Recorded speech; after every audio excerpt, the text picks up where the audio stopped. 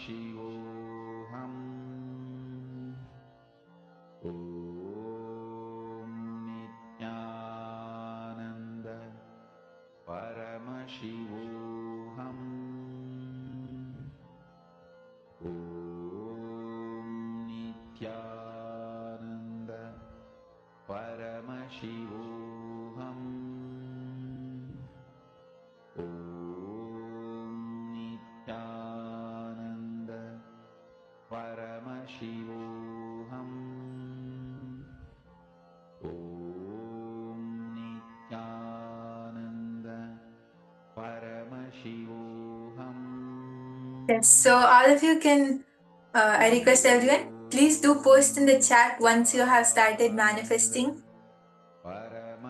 All the partners who have given the body part for your other partner to alter, you can share with your partner if any change, if you're experiencing any change or any specific energy in that area. Ma Eleanor, Ma Isdik, Ma Harilin, all of you can, okay, yes, Ma Cherin, all of you can share what manifestation you have done and what you are able to experience in this power manifestation.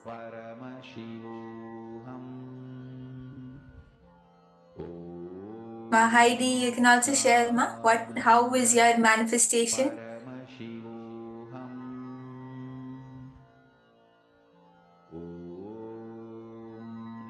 Ma Marwa, you can share, Ma, how did you experience this power manifestation? How were you able to manifest? Okay, yes, Ma Isdik has posted. I did for 2 people, very short manifestation with each one. Yes, Ma, why don't you share what manifestation you did with both of them? And how were you able to manifest? It will be very nice to hear from you, Ma.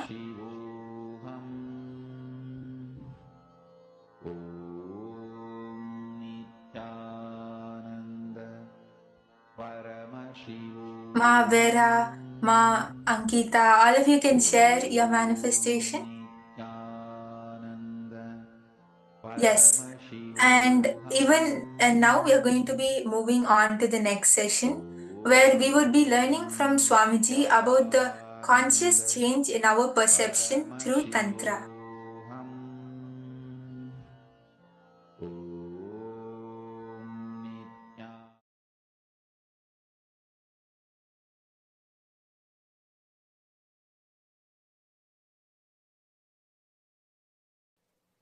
Any action, whether breathing, thinking, eating, any action is expression of Shakti, Paramashiva Shakti. Listen.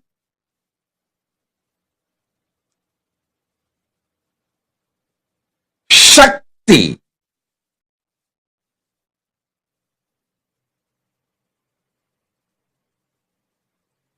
is embodiment of love.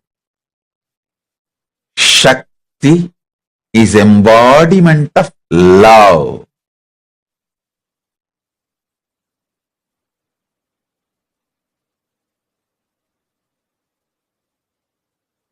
Realizing the love manifestation of your consciousness and entering into any action becomes manifestation of you, not manipulation of life. Listen, I will repeat. If you enter into the act of eating, knowing that it is because of your tremendous love manifestation, you are eating to strengthen your body, to celebrate life more and more, You will never manipulate food for taste. You will make sure food is always strengthening you. You will like, you will enjoy, you will be addicted only to healthy food.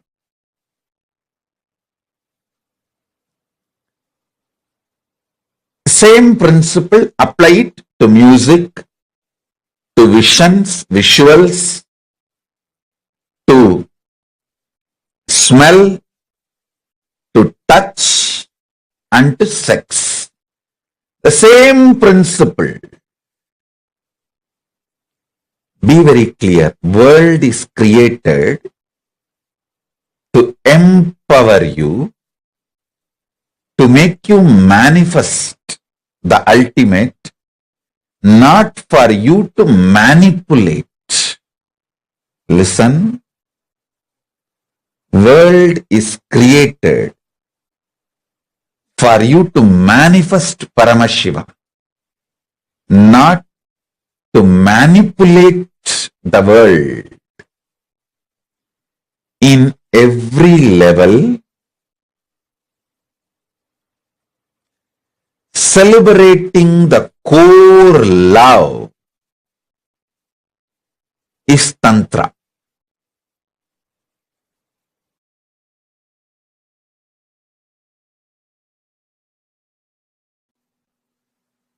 Listen, sex does not originate from the physical world or action. It originates from conscious world, being. I tell you, yesterday itself I was telling, even an ordinary act like a smelling or eating starts manifesting from the foundation called love for the existence. I tell you, people who carry love in their consciousness will never become obese. Don't try to come and tell me, oh, I have seen many obese people who are very loving. Maybe their behavior, external behavior may be very loving or matching with people who do acts out of love. The inner space in consciousness, what I call as love, is a overflowing quality towards everything. It's like see, if you are alive, you will think, you will breathe, you will smell, you will digest, your blood will be circulating, everything will be happening. Same way, if you are loving, it will be towards everything. It is the quality of consciousness, not the quality of the external habit or attitude or actions. Listen, love is not defined by your external actions. Love is defined by the very existence or the quality of your consciousness. Even if Paramashiva does samhara, means destruction of this universe, I will not call he is angry or he is violent or he is bad. He does even samhara out of his love. I tell you, consciousness expanding itself to celebrate its oneness is love. See, consciousness goes towards the food to make the food as part of itself or for it to become the part of the food. Consciousness goes towards anything only to make oneness happen. I tell you,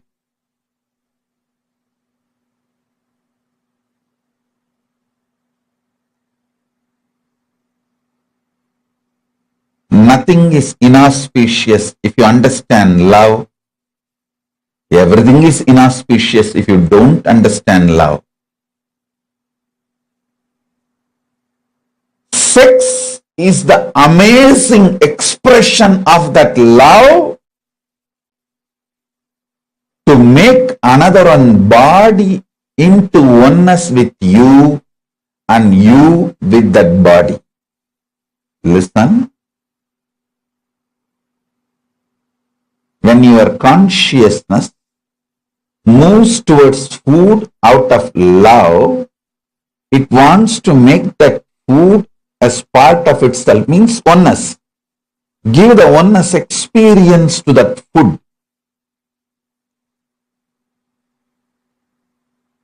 If the same consciousness without love moves towards the food, it wants to grab that food and destroy it and manipulate it and exploit it.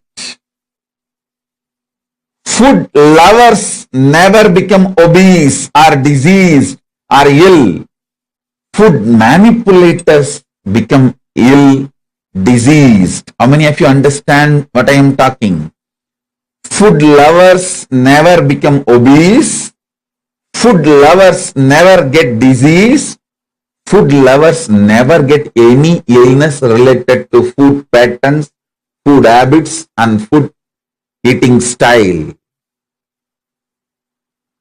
It is food manipulators. People who rape food. Understand this word. People who rape food due to food pornography. I coin a new word, pornography. What is food pornography? Too much of advertisement about the food using colors and arrangements. People who are triggered by the food pornography and rape food get diseases related to eating patterns and food.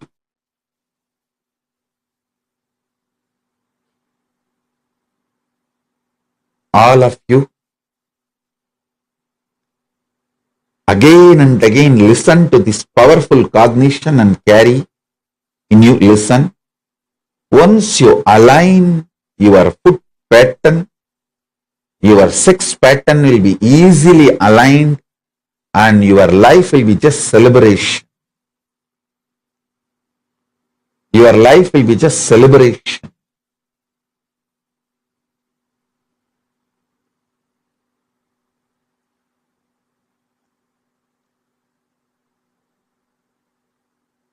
So listen carefully. Listen intensely.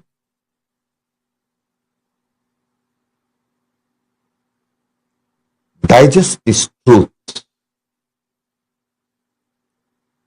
You loving food is not wrong. You manipulating food and raping the food is wrong. Understand?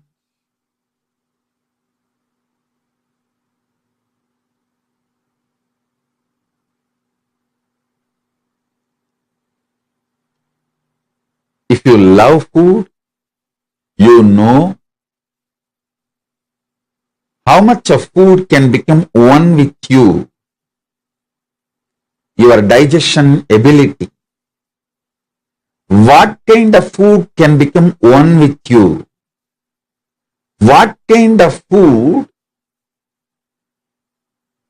will empower you and get empowered by you? Listen. Whenever you digest a food and that becomes energy in you, not only you are empowered by that food, you are also empowering that food because that becomes energy.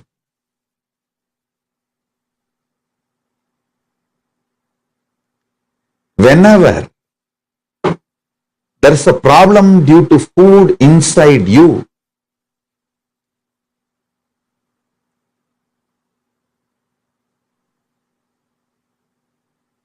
not only you are manipulating the food and raping the food, the food also gets incomplete with you because it has not fulfilled the purpose for which it happened.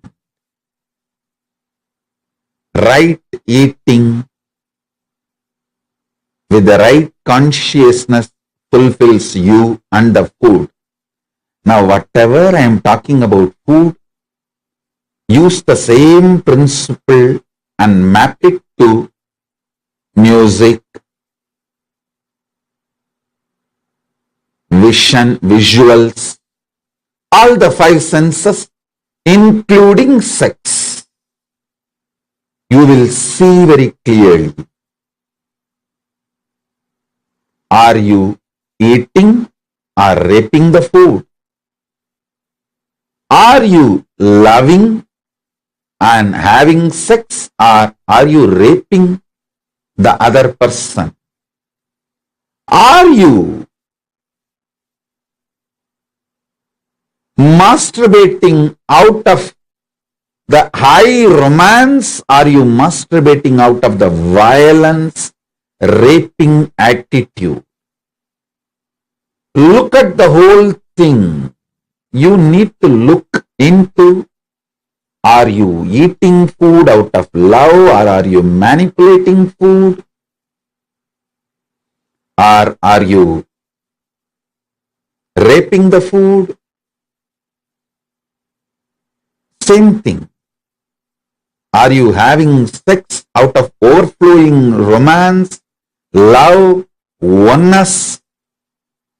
Or are you just raping the other person out of anger and violence or some other reason?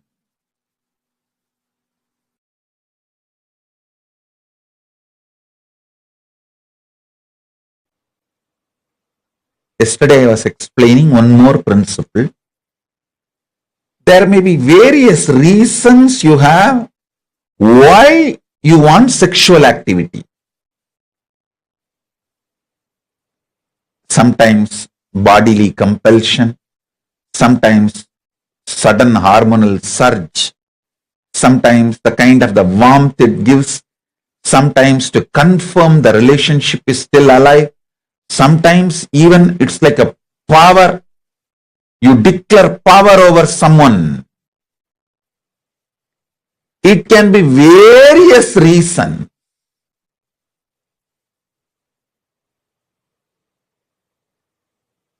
Many traditions guide you, teach you, ask you to do something and not to do something. But Tantra is a unique tradition. It changes only your conscious perception.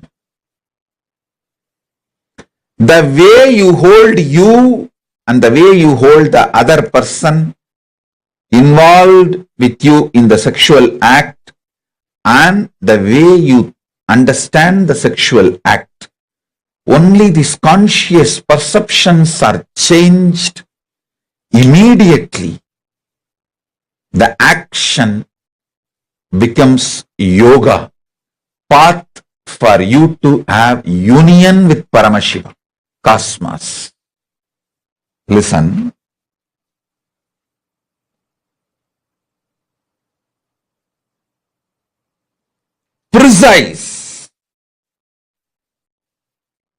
Precise truth.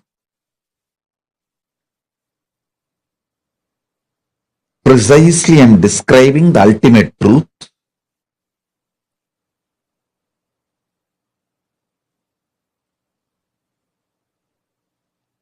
With anything you have yoga, union, that becomes part of you. Whether the food you eat, or the music you listen, visuals you see,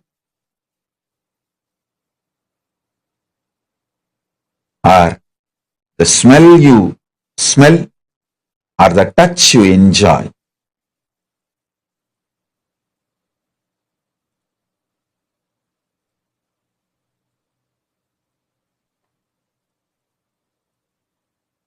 Listen carefully.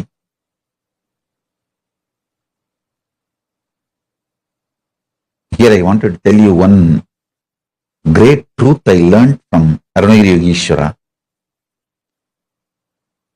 அஞ்சோடு நீ எது பண்ணாலும் ஆறாவதாய் நீ ஆவாயப்பா. Once he told me, 5 பேர் படிப்பாளிங்க கூட நீ இருந்தினா 6வது படிப்பாளி ஆயிடுவ. 5 பேர் யோகம் பண்றவங்க கூட நீ இருந்தினா 6வது யோகியா நீ ஆயிடுவ. 5 பேர் தப்பு பண்றவங்களோட நீ வாழ்ந்தினா 6வது தப்பு பண்றவனா மாறிடுவ. 5 பேர் ஞானிகளோட நீ வாழ்ந்தினா 6வது ஞானியா மாறிடுவ. 5 பணக்காரங்களோட வாழ்ந்தினா 6வது பணக்காரனா மாறிடுவ. வெளியிலையும் உள்ளையும் ரெண்டுலையும் இதுதான் உண்மை. I'll translate. Listen. If you live with 5 rich people, associate yourself with 5 rich people, you will become a 6th rich person. If you associate yourself with 5 enlightened beings, you will become the 6th enlightened being. If you associate yourself with 5 people who are building body, doing yoga, gym, you will become the 6th person who builds body and doing yoga, gym. If you associate yourself with the 5 fools, you will become the 6th fool. If you associate yourself with the 5 negative people, you will become the 6th negative person. If you associate yourself with the 5 seekers, you will become 6th seeker. Arunagiri Yogeshwara told, this is what is the truth for inside and outside. These 5 senses,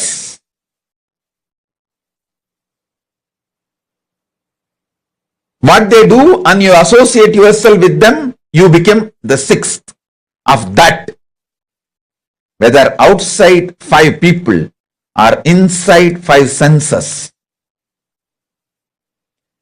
If your 5 senses are all the time seeking Paramashiva and you associate with those 5 senses, you will become Paramashiva.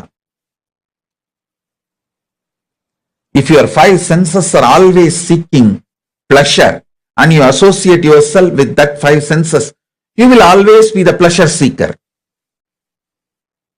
If your 5 senses are living Paramashiva and you associate yourself with that 5 senses, you will become Paramashiva.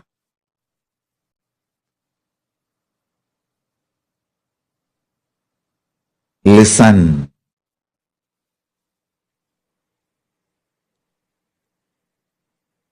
Tantra is all about making your 5 senses manifest Paramashiva. So by associating with your 5 senses continuously, you will become Paramashiva.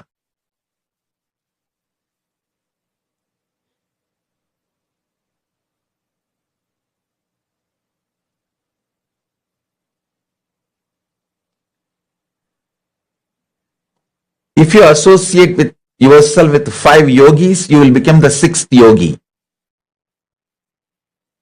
If you associate yourself with the 5 workaholic people, you will become a 6th workaholic person. If you associate yourself with the 5 lazy people, you will become the 6th lazy person. If you associate yourself with 5 retired people, you will become the 6th retired person. If you associate yourself with 5 conscious senses which is manifesting Paramashiva, you will become the 6th person manifesting Paramashiva. This is the foundation of Tantra. This is the foundation of Tantra. Listen.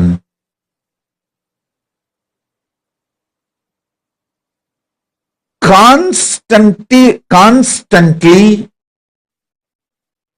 let your 5 senses manifest Paramashiva.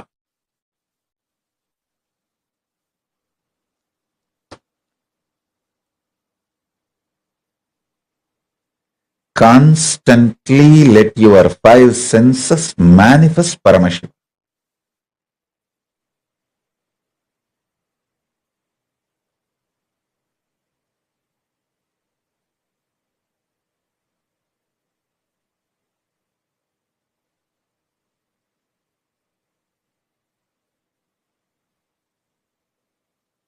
With anything you associate, you become that.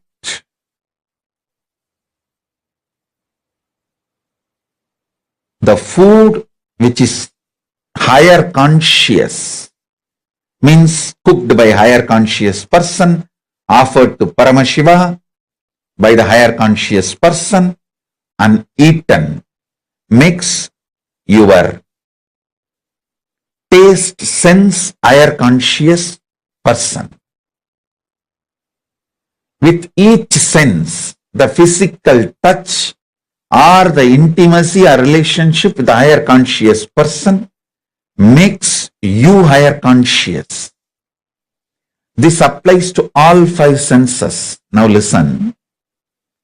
The music, poetry created by higher conscious being, when you consume that, you reach the same higher consciousness.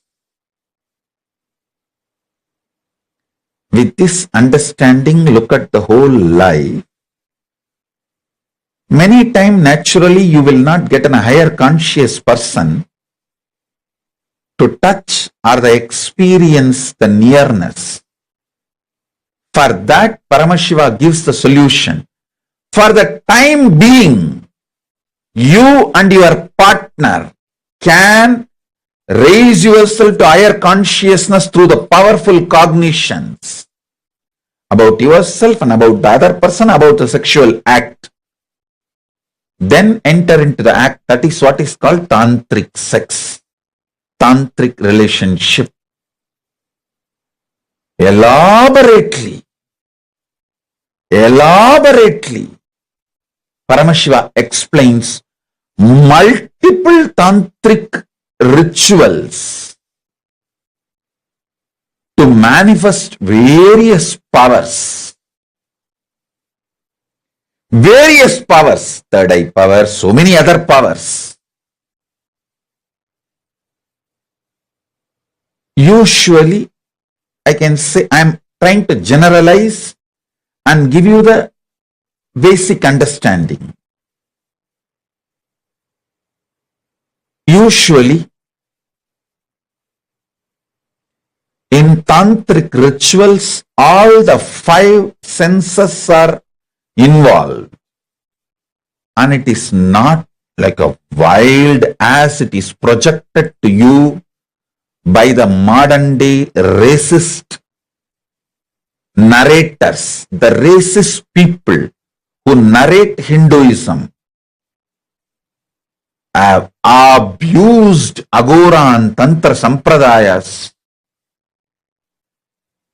They have beaten it and killed it.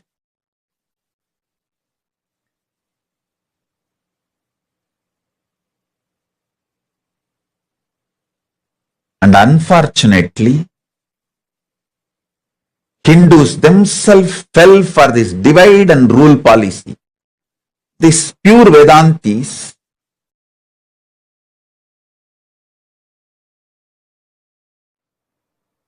the next principle I wanted to explain. Tantra is an intense tapas-centric tradition. For example, let me first describe the word tapas. Tapas means burning away all the obstructions to manifest Paramashiva. Tapas means in Sanskrit burning away. Burning away all the obstructions you have to manifest Paramashiva is tapas. For some people,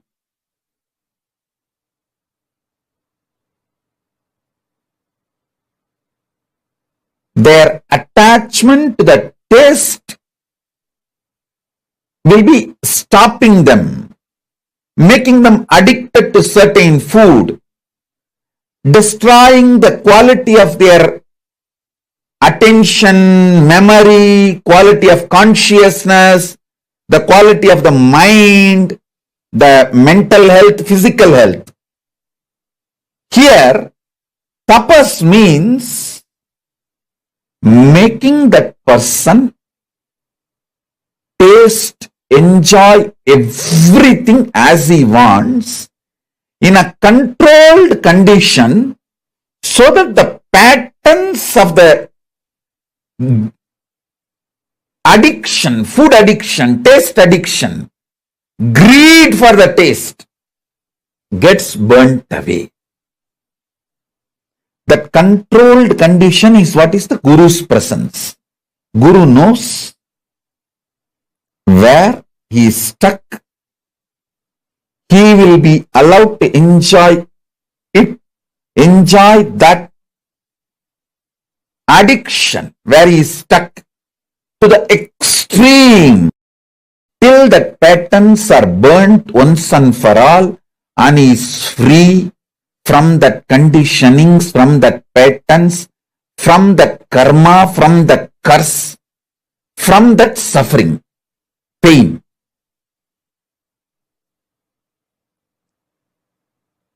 Whether you are addicted to certain taste, food, you are addicted to certain kind of the music, sound, you are addicted to certain kind of a visuals, like a porn addiction. Whether you are addicted to certain kind of a touch, not just sexual activity, even the other than sexual activity, the addiction to the touch, anything, of course, including sexual activity, for anything you are addicted and not letting your Paramashiva manifest in you. Not letting the unclutching intensely seep through your being. Then in controlled condition, that means under the presence and guidance of the Guru, you are made to go through certain actions which liberates you once and for all. That is what is exactly by the word tapas in Tantra.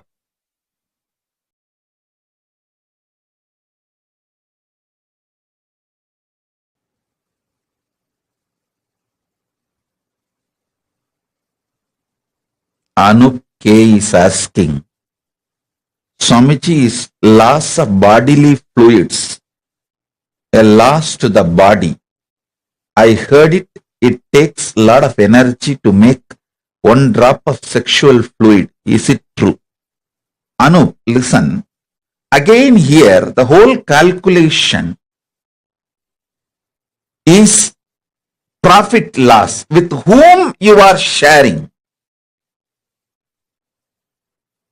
The person with whom you are sharing, if that person carries higher powerful cognition about life, about themselves, about you, about sexual act, if the person is consciously higher, then you don't lose anything. If the person is consciously lower, then you lose everything. Whether it is a masturbation act or sexual act, all four levels of act. See, as I said, the Tantra describes elaborately these four. Masturbation, that masturbation falls under auto sex, from food, seeing pornography, everything where the other person is not physically involved falls under masturbation, auto sex. All that falls as auto sex. The second is enjoying the same sex body. Third is sharing yourself with the other gender, opposite gender. Fourth is union with the whole cosmos. Listen.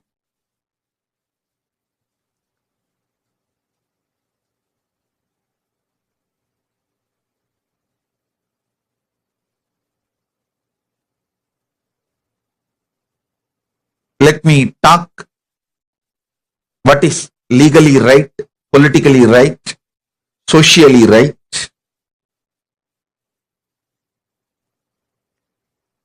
I'm not promoting you should do Tantra in your place. All I am trying to tell you is you should obey your country's law, your society's law, how they put. If you are, your country, your society, your community does not agree, acknowledge, you watching this video, do not watch. So let me put the disclaimer. Listen. With the disclaimer, let me reveal the great truths from Paramashiva, from KAILASA, directly from Paramashiva about Tantra.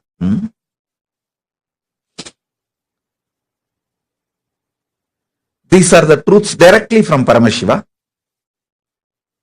He reveals in Agama and Tantric scriptures. Listen.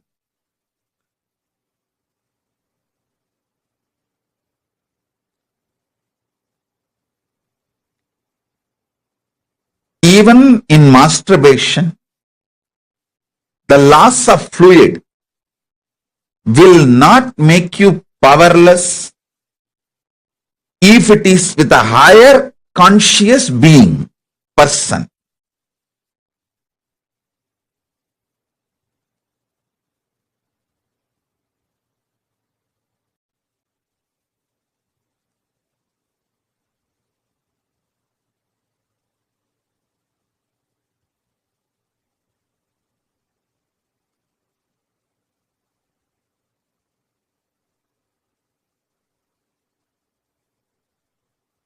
Concepta Gelota is asking, does that mean it is okay to connect to deities while auto-sexing? Listen, you can connect to the deities who have declared that they are available. Surely Krishna has declared himself. He said very clearly, anyone who connects with me through Mathurabhava also, I am available. Those deities, those gods who have declared that they are available for you to connect through the tantric union, you can connect with them.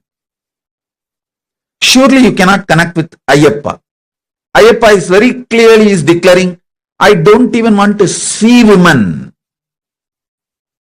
I am in yoga samadhi. The kind of a samadhi he is in, he does not want to even see women who are menstruating. So surely you can't use Ayyappa. You can connect with Krishna. So you can't connect with the God or a deity who declared that he is going to be celibate. So use that clarity and decide with which God you can connect, you can choose, you can relate.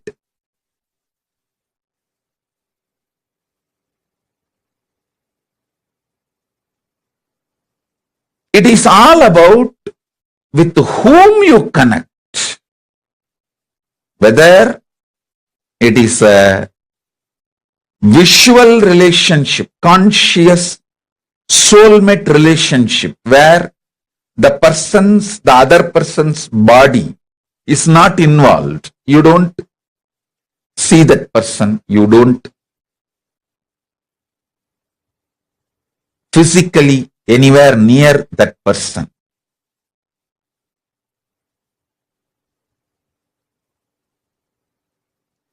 even in masturbation, if you are connecting with somebody who is depressed and low energy, it will terribly affect your biomemory. Understand? Understand that. Be warned about it.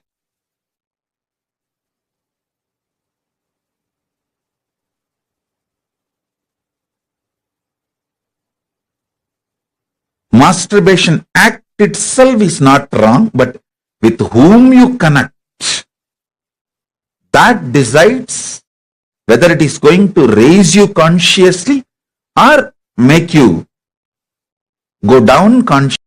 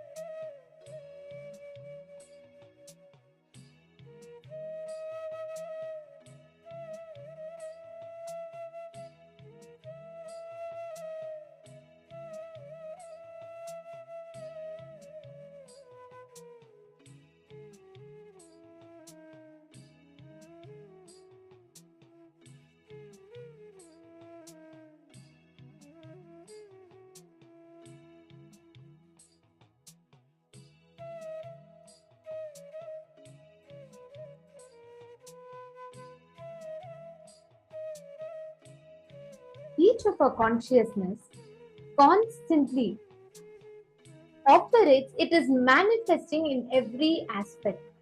I think like there can never be a better, clear, such precise definition on Tantra.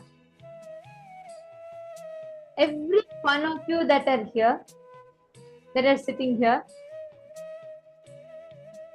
each of us have experience, each of us have this beautiful experience flowering inside of us just by listening to this one simple, powerful truth. Actually, this why it is important to know about Tantra, because Tantra is basically that is a science based on which all of us connect, experience, and manifest the highest state of our existence.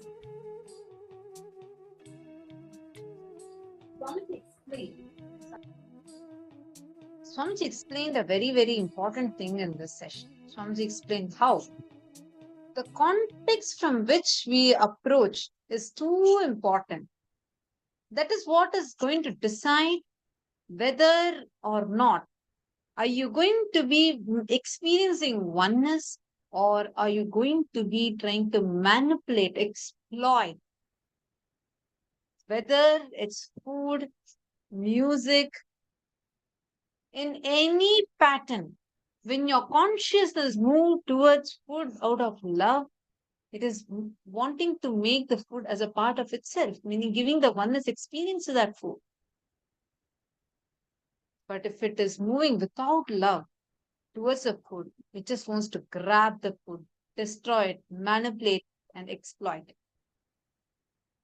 I request all the participants to take a few minutes to contemplate on this. Spend a few minutes. It's going to take some time for all of us to cognize this.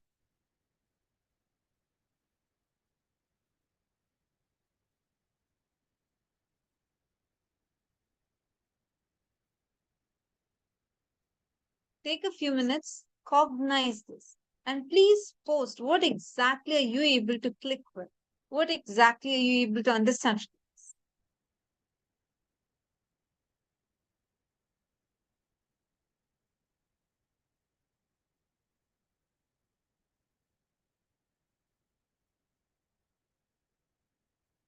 Ananda Guru Shaktini has asked, Ananda Gurini has asked, how to understand the level of consciousness. See, first and foremost, one, as Swamiji said, it is whether the person is a higher level being or not. But second, you can actually ask this question. See, all these questions about every topic that we are learning, you can ask these questions during the darshan itself. When Swamiji is coming for the darshan, all of you can post these questions and ask these questions and get the powerful, deeper level revelations from Swamiji. Food lovers never become diseased or ill. Food manipulators become diseased and ill. Food lovers never become obese, get any disease, illness related to the food patterns, food habits, food eating style. It is the food manipulators who are triggered by food pornography get diseases related to food patterns. And Swamiji very powerfully addressed a very fundamental, important factor in our lives. Are we loving or manipulating food? It's not just for food. You can apply the same thing across all your senses. Swamiji took food as an example. Once you align your food pattern, your sex pattern will be easily aligned and your life will be just celebration. Actually, the way Swamiji explained it, it is very important for us to catch. Each of us have this unique experience where each of us have a unique way of connecting to food, right? One of the most unfortunate things when Swamiji tells food, manipulating food, what does that mean? Literally, whenever you go and eat, there are so many moments where your stomach will be full, your body will say, no, I cannot digest anymore. But just because the food is smelling so good, or it is tasting so good, you go ahead and you dump the food in your body. That is manipulating food. Swamiji tells that is disrespecting, abusing, and manipulating food. For each of us, this is exact same thing that happens in our lives. Whenever you see, whenever you think that okay, this is exactly what it is, right? I don't. There's an offer at McDonald's, so let me go and eat that extra burger just because I like it. Let me go and do it. That is manipulating food. Wasting food is manipulating food.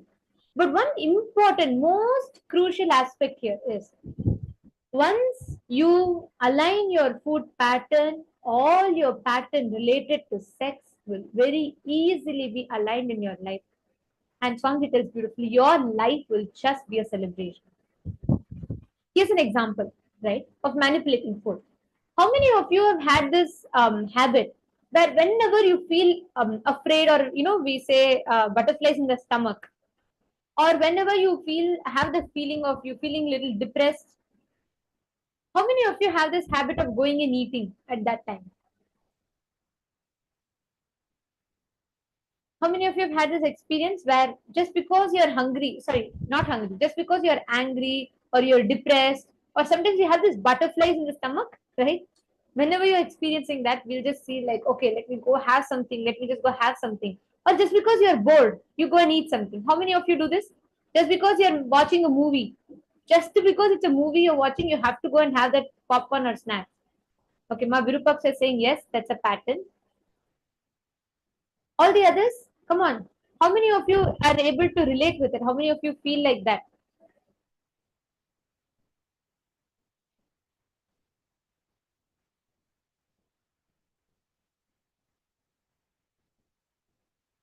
How many of you feel like that?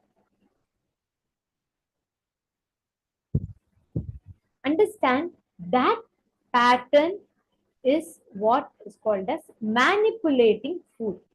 This is one of the most important, most crucial aspect we need to attend to. That food is not just doing its role of fulfilling and giving health, it goes beyond that. You are not anymore eating. Yes, I understand. Ma Virupaksha, you've identified it. That's beautiful. Now, you should take it to a conscious completion and you need to break free from it.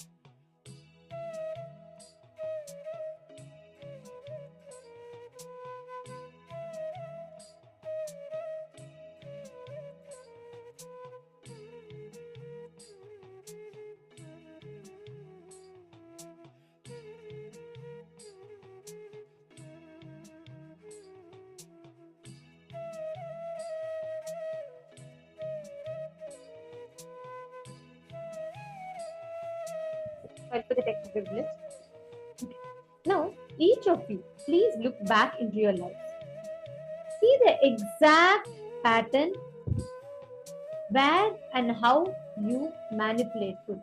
Actually, Ma Virupaksha, you should understand the way society defines versus the real completion. If it is completion, if it is really you experiencing the completion, you are actually going to be leading that association with gender will lead you to the next and next and next levels. It will lead you to breakthrough. Unless that happens, it is not actually complete. We're all wrongly, because it may fit into the societal definitions. We think it's okay. We think, oh, that's how it is. But that's not how it is. You need to consciously work on that completion. Ma. See, do it. First, sit now. Pen down.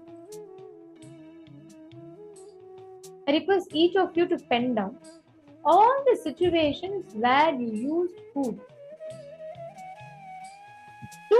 You manipulated food. All the situations where you manipulated food. Pen that down. Where it was no more you're eating for health, but you're just eating for the taste, or you're manipulating food. Manipulating food means apart from its purpose, you using it for anything else is manipulating food.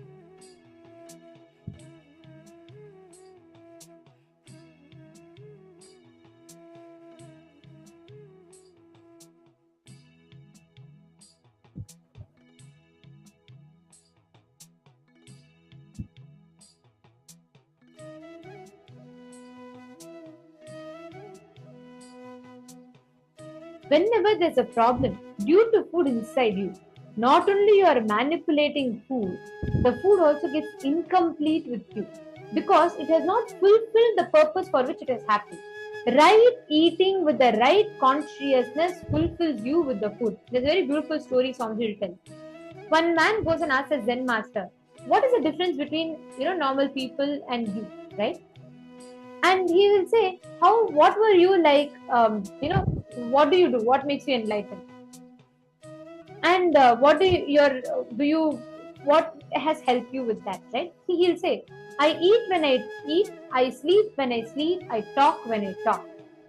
Swami very beautifully explains this. He tells, this is a very important statement because most of us currently do not do that. When you are eating, you don't just eat. You try to watch something, you try to read a book, you try to get distracted. And not just that, you do not even bother about how much amount or quantity your stomach actually needs. We go on dumping. That is a manipulation of food. Are you all catching it? Have you all finished writing? If you're all done writing, please let me know.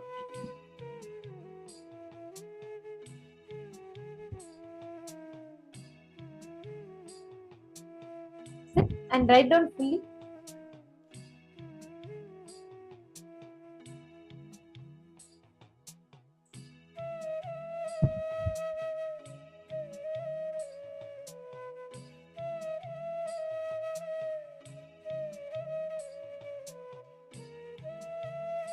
Intensity.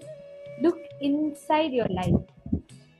Look into your life and pen down in all the aspects of your life.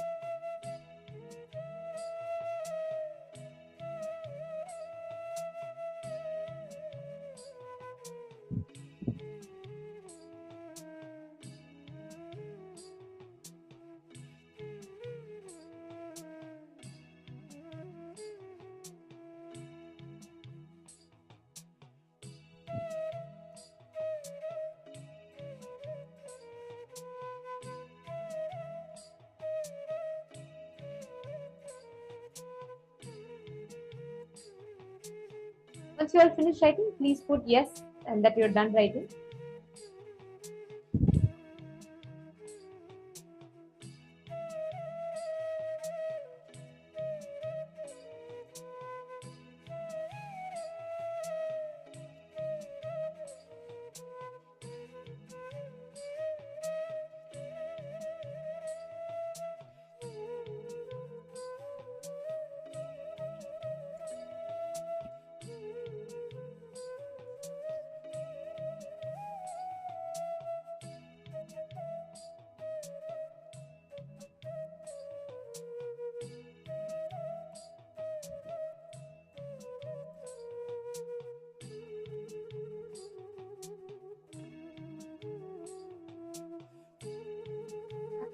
How many of you have finished?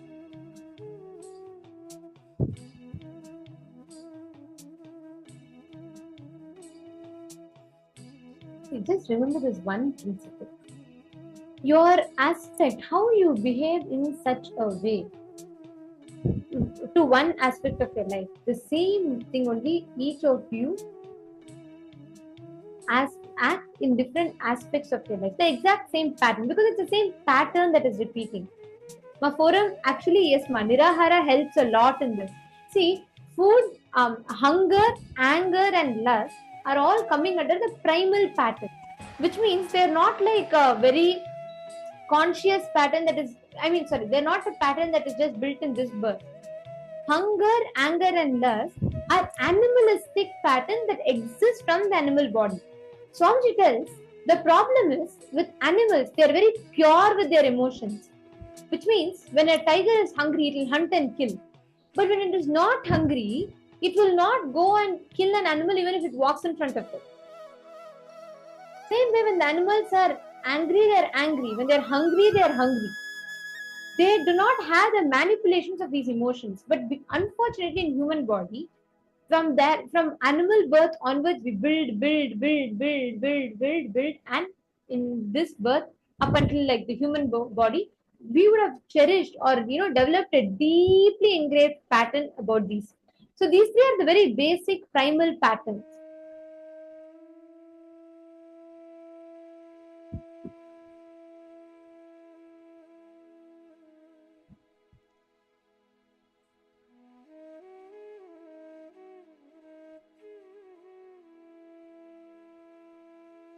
Machiran, have you started writing? Have you finished? Have you completed? How about Anisha and Ankita? Have you both finished? Are you both still writing or have you both completed? See, Anisha and Ankita, both of you understand. Today, whether you are understanding or not, sit and intensely do this completion. We need to understand. For every one of us, by default, the way society brings us up, right? It is not society is wrong. Swamiji tells very beautifully. When Swamiji tells society is conditioning, society is like training us to do wrong things, he is not blaming the society, because Swamiji tells society is nothing but a collective unconsciousness. You can't point out at one person. It is a man-made collective reflection of consciousness. So that is how society over the years, due to everyone's unconsciousness, has been existing. Unfortunately, anyone who comes, anyone that is born in this society, within this grid, again and again fall back into that exact same trap. We're all brought up in that exact same thing. Right? So every moment, see how much ever, let's say, for example, cotton is clean, right? But if you put it in a dirty water, every cotton when it is coming out, it's very clean, it's pure white. But if you put it into a dirty pond, it is going to be dirty. Nothing can be done. It is neither the pond's mistake nor the this one's mistake. Now, what we need to do, Swamiji is literally cleansing us from those patterns. We may think, no, I have never had any relationships in life, so I may not really know. I don't think this bothers me. But understand, huh? All of us are fed into the information, ideas about gender, ideas about relationships, ideas about sex, ideas about right, wrong, everything we build from a very young age looking at others. Someone tells us, we see movies, especially these, the whole movie industry actually. It just creates such a fake idea about what is supposed to be romance like. Same way today, social media, it's even worse. This Instagram and the life that we see in social media, so many people, actually so many states in the US recently called for a ban on some of the social media platforms because of the influence it's having on people today. Because people can't cope up with reality because it's a continuous fantasy that is being projected. So all these, whether we like it or not, whether we know it or not, the truth is all of these have an impact in us. Our identity, our gender, what we are comfortable with. So when you write down, right, you will start detoxifying all those primal patterns that is stuck inside of us. So go for a completion. Decide to do it. Understand, it will empower you to be complete about yourself. Body positivity, accepting yourself as you are, all of this is very gross level. There is no depth in it. Society will tell, oh, all genders are equal. No, all genders are equal is Swamiji said very clearly told, all genders are equal is the biggest violence done to humanity. Genders are a man, a woman, a lesbian, a gay are not equal. They're all unique.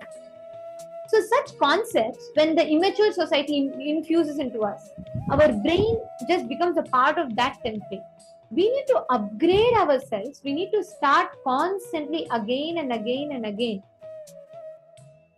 We all need to detox ourselves through completion. So decide to sit and intensely do it. Don't skip it today. Even if you don't understand, do it. Because it's one of the greatest gifts. Like I always tell, if alone I get an opportunity, I get the loudest mic on planet Earth, I'll just go and just tell people to come and learn these truths from Swamiji. Just come and be with Swamiji, because Swamiji is healing us from all of these unconscious patterns and pains we create inside of ourselves. So sit and write it down. Write down all the understandings, whatever you're receiving. And Anisha and Ankita, if you have any questions, ask also. If you didn't understand something, or if you feel like you have some questions, ask. Puridanaya, see, you eating it just for your fulfillment is okay. The problem is not that. But do you start, the moment we start manipulating is where you start using it, like for example, whenever you feel down, whenever you don't know, just for you're bored, you just walk to the fridge, open the fridge and take what is there and eat. All that is manipulating food.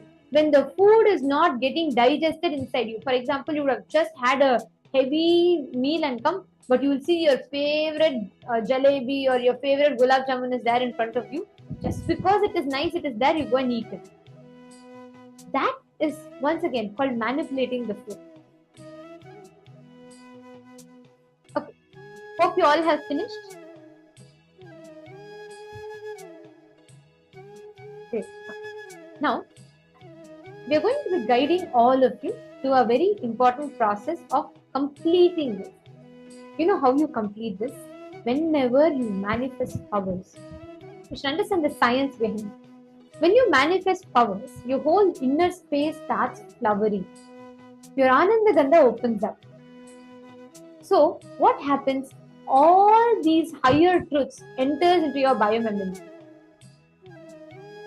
See, whenever you are eating food, whenever you are showering, or when you are just about to fall asleep, anything you talk directly enters your biomemory, because that is a time where you are not very conscious about yourself. The frequency of your I is low. You're more involved in the action. When you're eating, you're not just going to remember, you're just going to focus on the food. Same way, whenever you are falling asleep, the frequency of your I starts getting low.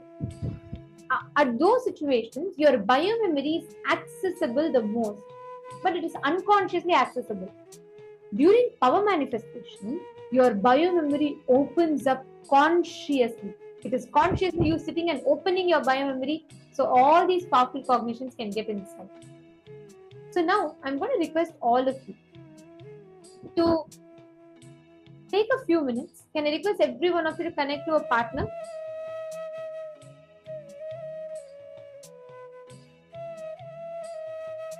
That's what, Virupaksha, I understood what you said. But do completion about it. You have to do the completion so that the food becomes any stomach related issues. Now, if you do this completion, it will go.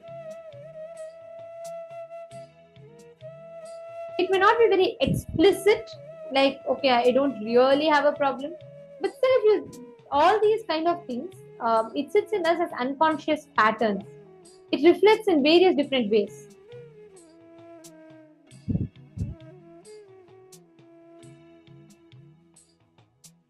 Okay. Now, we are going to be entering into a very beautiful power manifestation. All of you have been manifesting this from morning. Now, can I request every one of you to choose any one, let's say a blemish or an acne or a scar that you want to heal in your body. Anyone. Let's say you have a scar on your hand or you have a stitching mark on your forehead. You want to heal it. Take any one, just one, okay? Choose one. Can I request each of you to take a before picture of it now? Like right now. Take a picture as it is currently.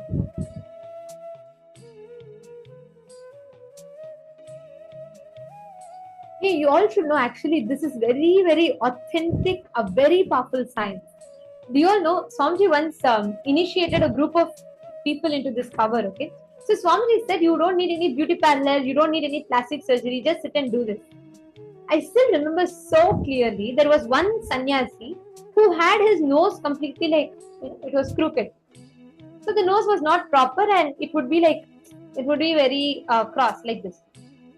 So when Swamiji said each of you choose, he said, okay Swamiji, I want to heal, my nose, I want to make it proper. Then Swamiji said, alright, sit. And Swamiji was conducting a process.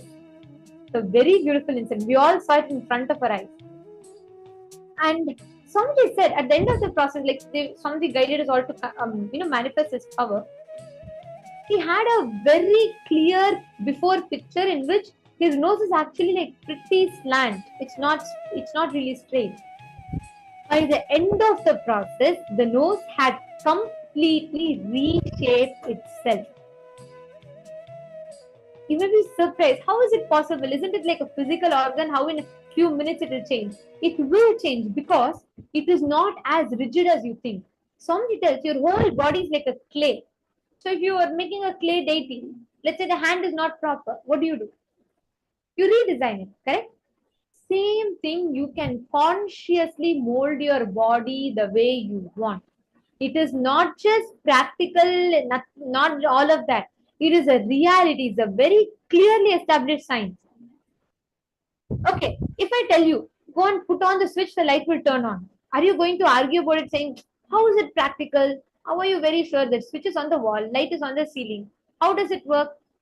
No, we know it's a science, right? Whether you go to US and turn on the switch or you can turn on the switch, it's the same. It's not going to change. Same way. Our body is just like it's a dynamic. When you understand your gender, your ideas and opinions you carry about your body based on your gender, all of them are dynamic. They're all fluid. They're not rigid. Sit now. Choose any one part. It could be I want to heal. Let's say I have a mole on my chin. I want to heal it. I have a scar on my hand. I want to heal it. Can each of you take one and post in the chat? What is the exact change you want to bring in your body? Come on. Can I request each of you to post that in the chat?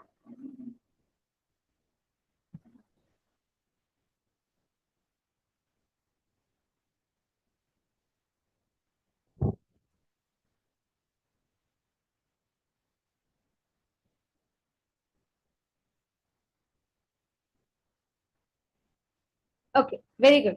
Now, connect intensely. Listen very carefully. Can I request every one of you to close your eyes?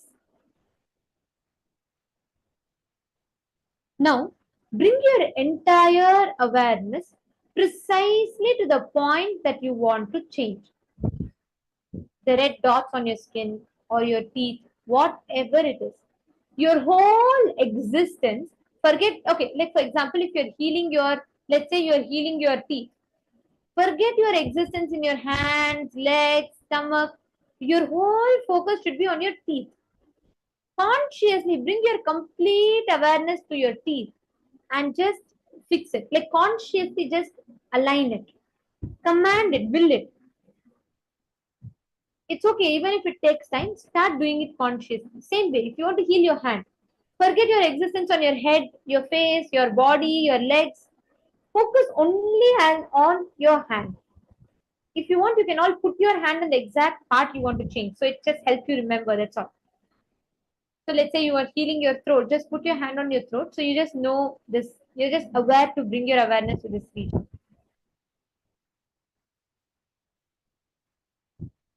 Chant the Mahavakya intensely.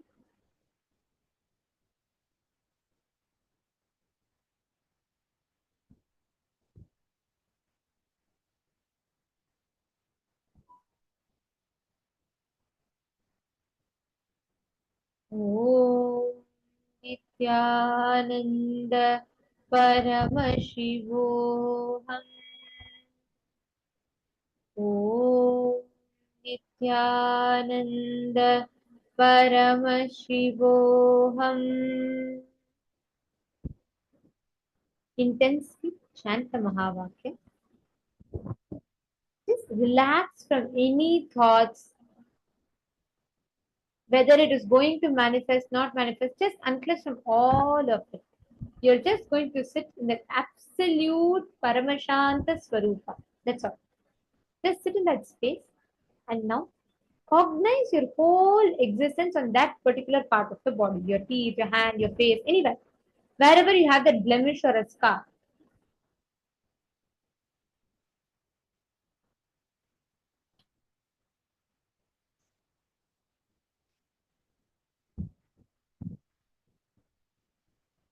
Please be in front of the camera. I request all of you to continue as you're all in front of the camera.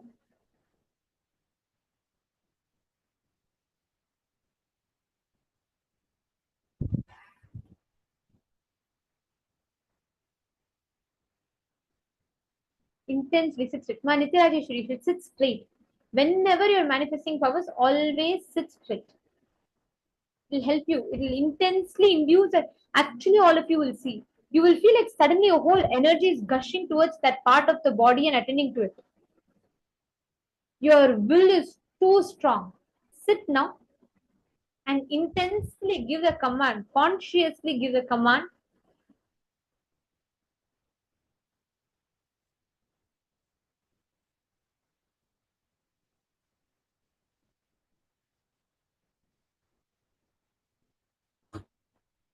Each of you, please sit intensely, chant the Mahavakya.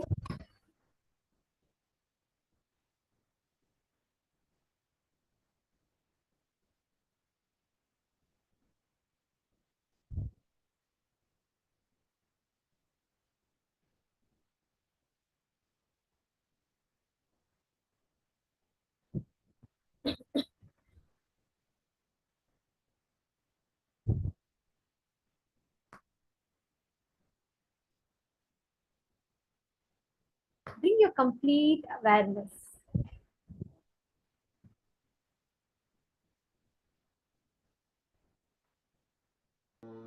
Chant the Mahavakya constantly.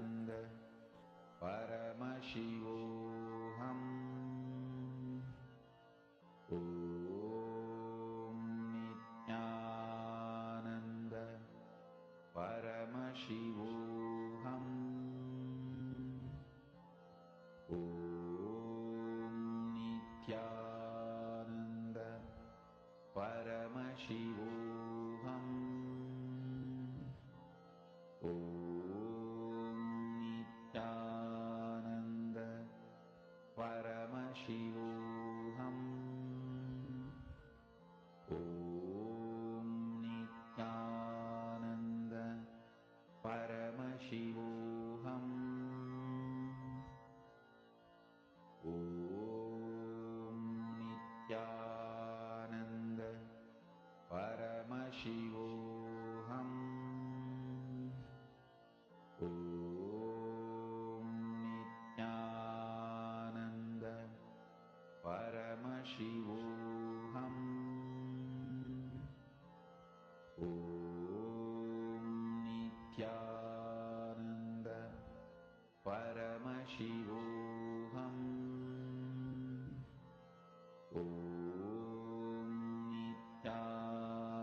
Nithyananda Paramashivoham.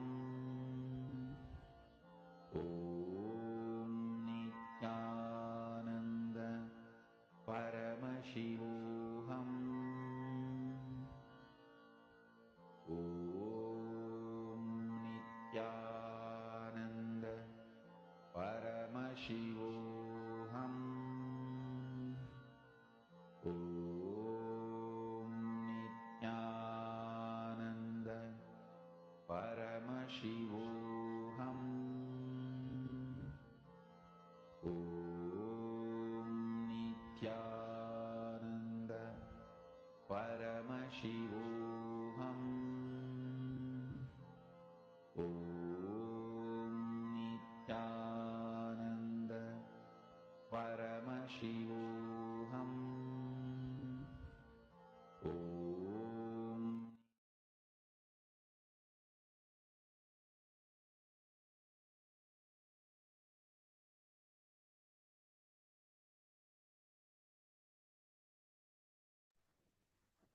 Please relax. Actually, this power, you should do it number of times. It will take time for the whole alteration to happen, and constantly manifest it. It will take a few times, and then that whole change will be permanent. Actually, Swamiji tells, if you do it consistently, the whole change will become permanent. All right. Hope I see so many of you are sincerely sitting and doing power manifestation. And actually, please understand, the more and more you manifest powers, you are literally preparing yourself to experience that. And Ma Virupaksha, it's really very nice to see you sincerely sitting. And this time I'm seeing you're taking your sincere effort to manifest powers. That is very good. Do it. It's okay. Don't worry about results. Okay? At least I'm happy you're not entertaining that cognition that you cannot manifest powers. This time you've decided to stand and show your pattern who Swamiji is, because Swamiji is with you. Okay? That's good. Okay, Ma. So you continue manifesting and you will see that will lead you to the breakthrough. Now, for all of you here, today we have a very, very, very exciting initiation. This is called the Akshara Matruka's initiation. Listen very carefully. This initiation is literally using the sounds, syllables. Swamiji is going to infuse a certain energy into the system. There's a very clear science to how our body responds to sounds. Swamiji is going to now be revealing about the initiation, and then we will be learning about who is Ardhanarishvara. So sit, let us all get ready. Every one of you settle down. Do not miss the session. It's a very, very important session. Right after this, we are all going to be entering into darshan preparation. So please gather, call your friends. If someone is not there missing, still not too late, give a quick round of calls. Do not forget, because we're going to be entering the darshan very, very soon. And this is a very important session to prepare for the darshan. Let us now listen to the revelations on the 56 Akshara Matruka.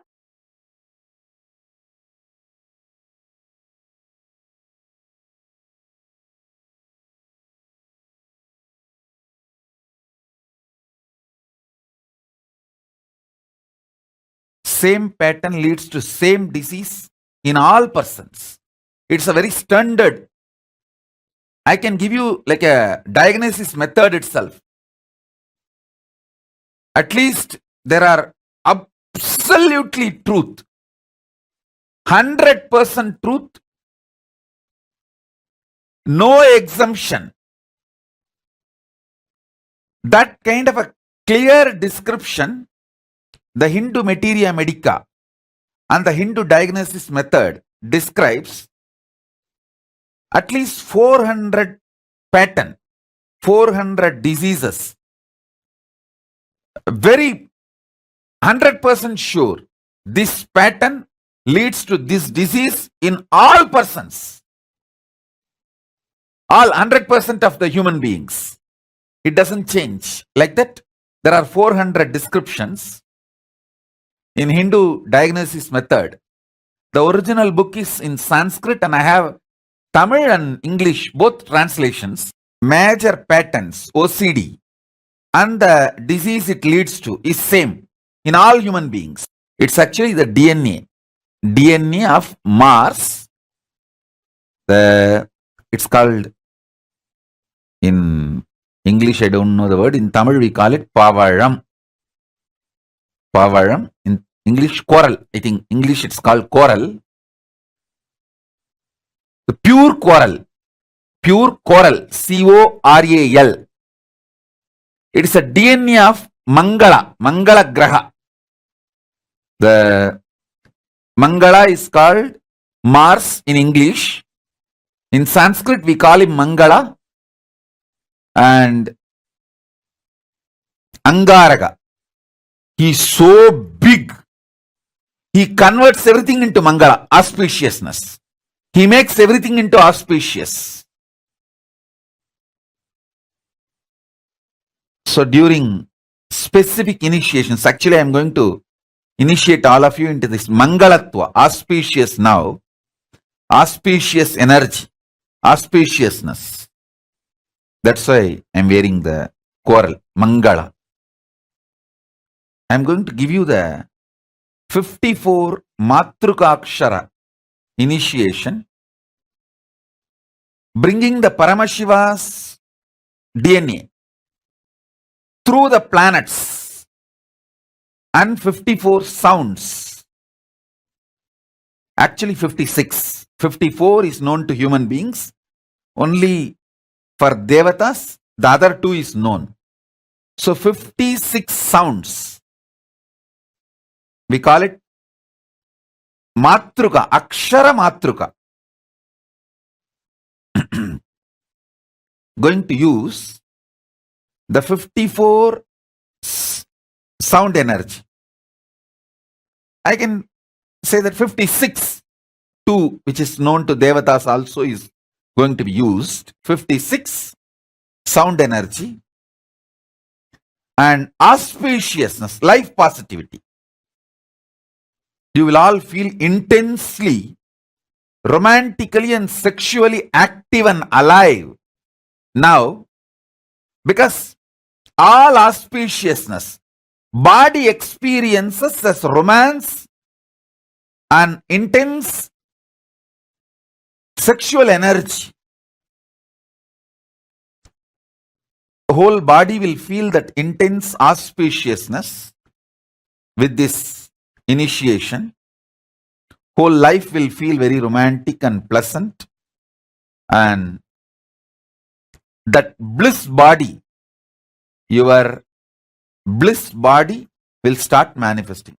Many of you, when you are about to get the result of your hard work, you just break the whole thing. You know that 99% of the work is done. Within next 2 days or 3 days, the 100% is going to be done. It's like you are going to sign the deal. It may be buying a house or marriage or some relationship or some business success or some relationship with your team, or even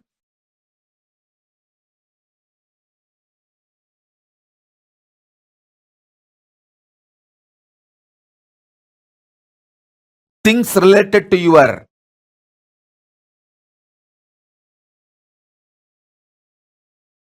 family or team or teamily, sometimes even your relationship with me. You know you are in the last leg and you purposely break it. In Tamil we have a proverb, Venna Terandu Varumbodhu Thaliya Odaikirathu. Means you churn the butter. You know the butter has come. Before you collect that butter, you break the pot. You knowingly do it. Many times you know. It is about to happen, but you break. How many of you understand you have that pattern? It's like a compulsive behavior. When your Mooladhara, root center, tastes Paramashiva, you feel in your muscle memory orgasm, in your biomemory extreme romance, in your bioenergy high Kundalini Shakti. There are 56 primordial Moola Shabda. Moola Shabda means primordial sound, which is the foundation of Panini and the whole Sanskrit grammar. Listen. Mangala, life positivity, always enters into you as a romance and cosmic orgasm, as a sex energy. That's why I am wearing the pearl DNA of moon, Chandra, and coral, DNA of Mangala, Mars.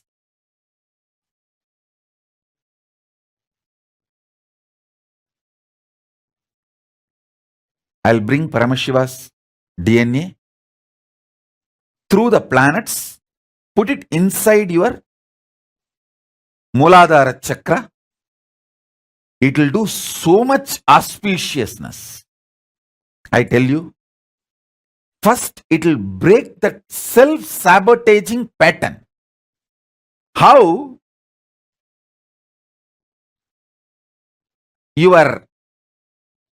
The compulsive behavior of breaking your own life when things are exactly on 99th%.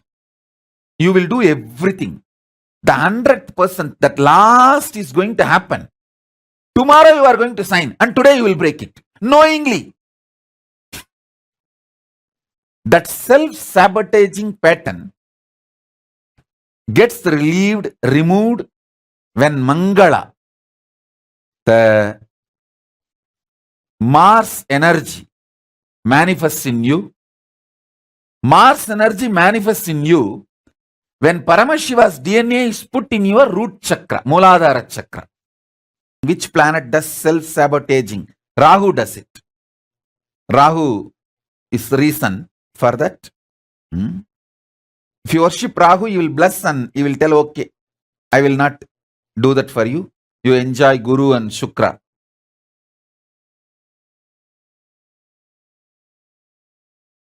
Paramashiva beautifully says, in Kriya, in Puja, there is a special ritual called making yourself Divya Sariri. You invoke every part with the sacred syllable of Paramashiva's name. Paramashiva sits on the throne made out of 54 mantra. Not 52, 54. 52 akshara, one spelled but doesn't have a script. Another one can neither be spelled nor written. So totally 54 akshara.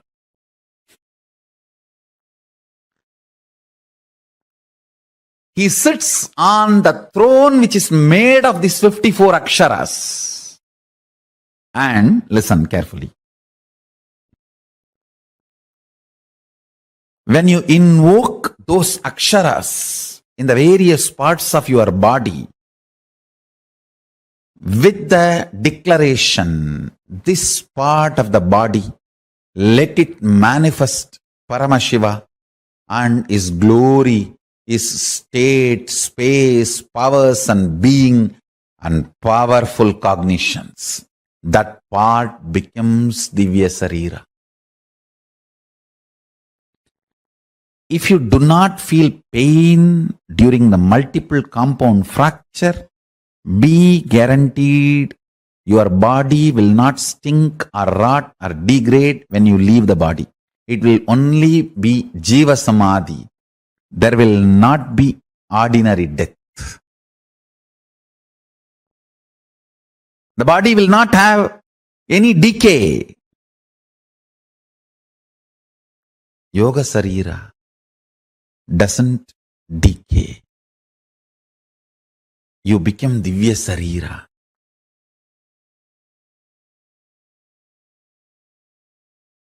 Let me introduce the science, this process, now which we are going to do.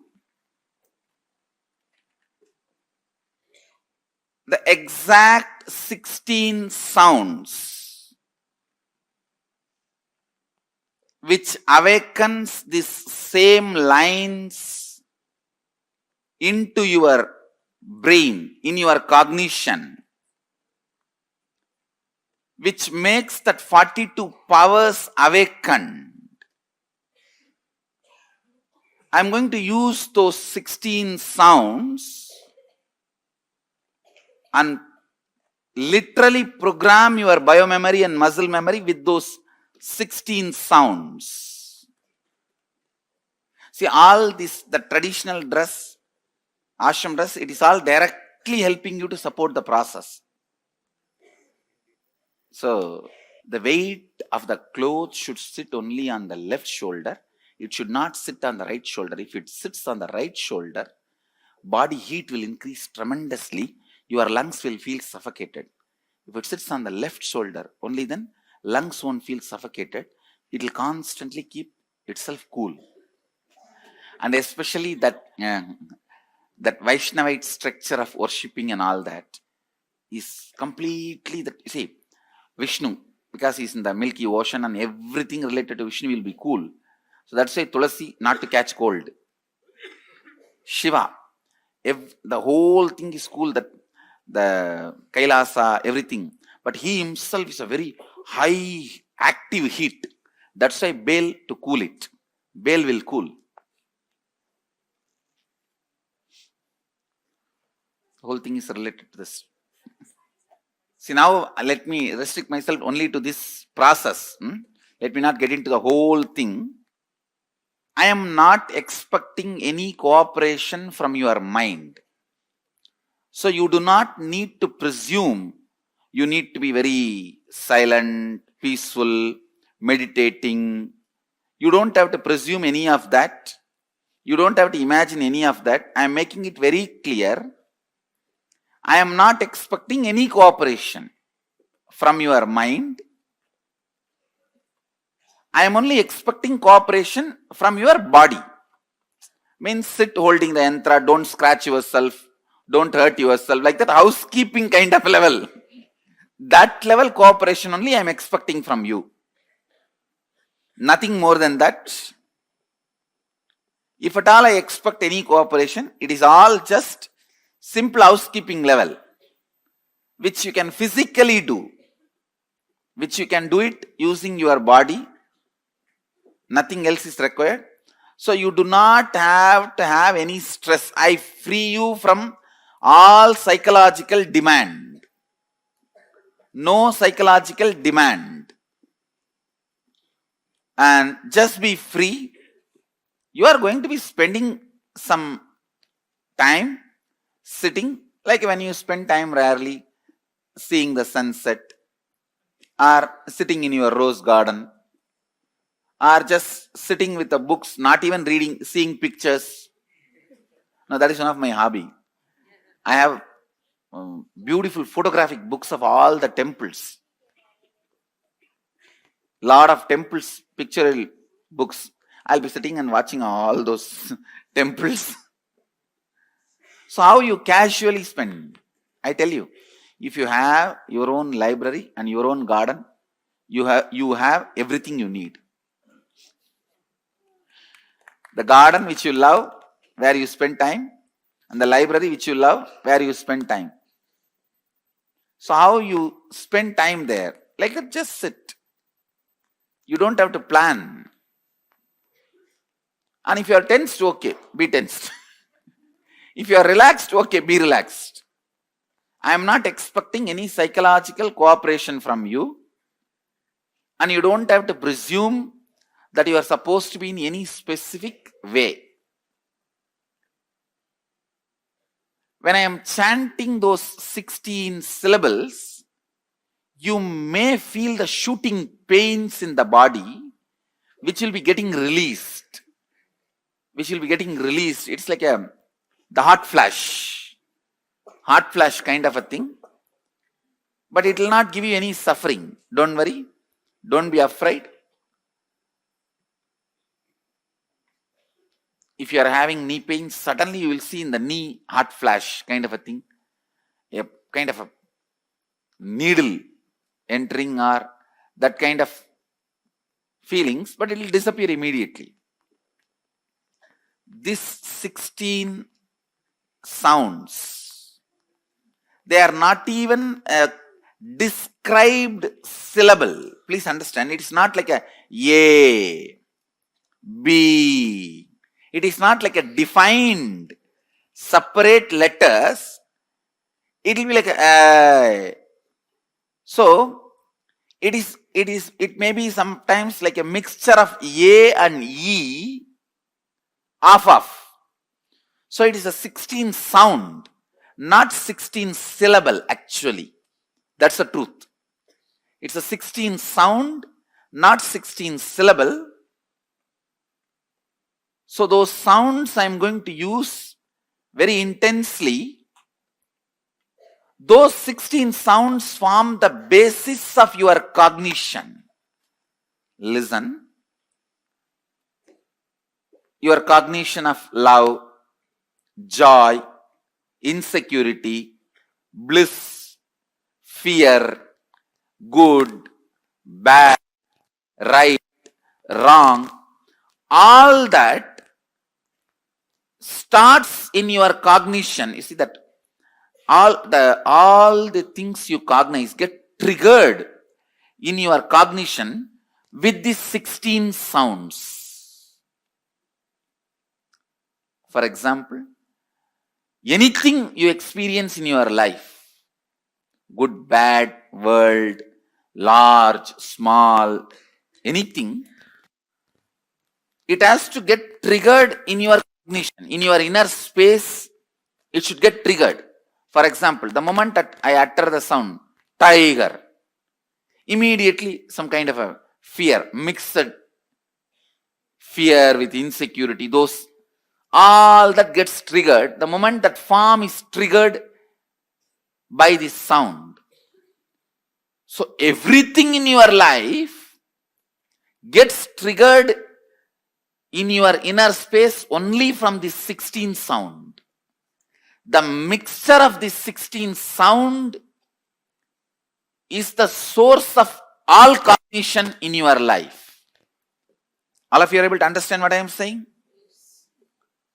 So, I may be just cutting into many of your pains, pleasures, good, bad, right, wrong, into many of those things.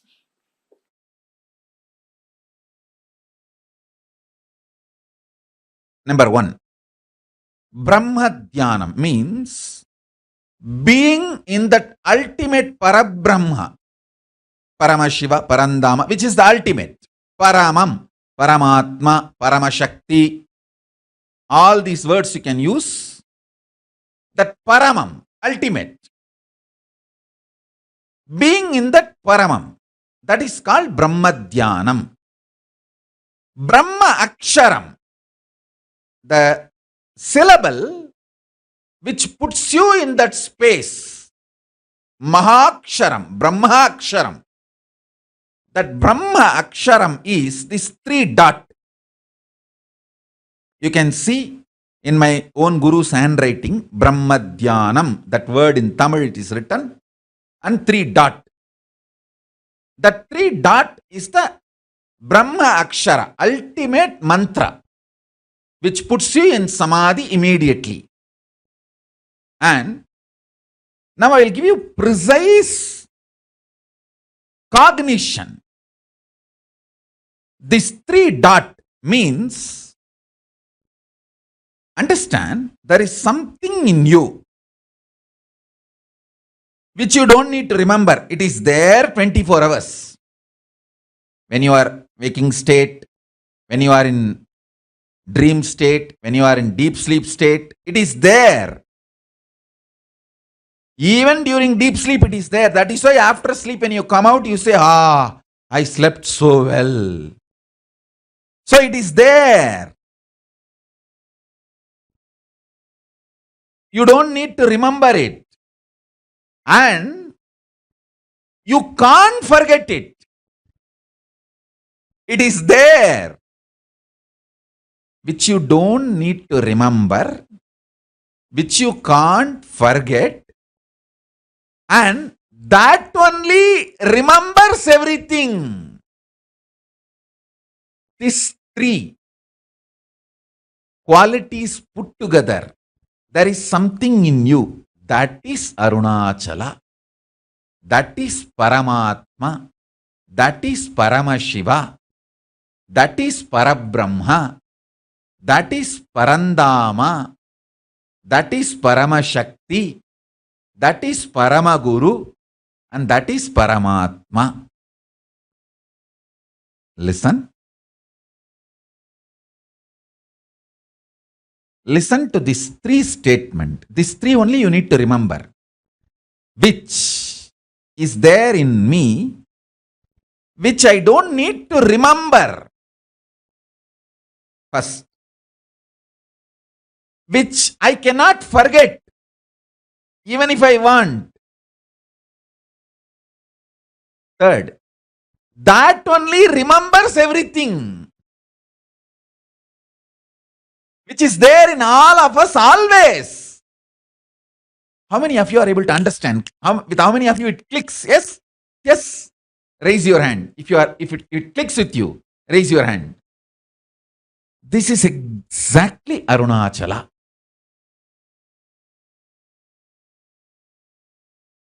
Remember that which cannot be remembered, cannot be forgotten, that only remembers everything. That is what is cognition. That is what is cognition. It is not faith. It is not belief. It is not idea. It just clicks. Sit and try to understand this. Yes, there is something in me. I don't need to remember. And I can't forget. And that only remembers me. Remembers everything.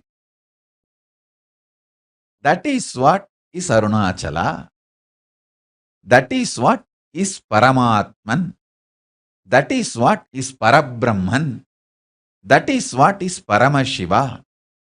That is what is Parampurul. That is what is Paramashakti. That is what is Parabrahma, Parandama, Paramashiva, Paramashakti, Paramatma, Paramaguru. Sitting in that is Nirvikalpa Samadhi, Brahma Dhyanam.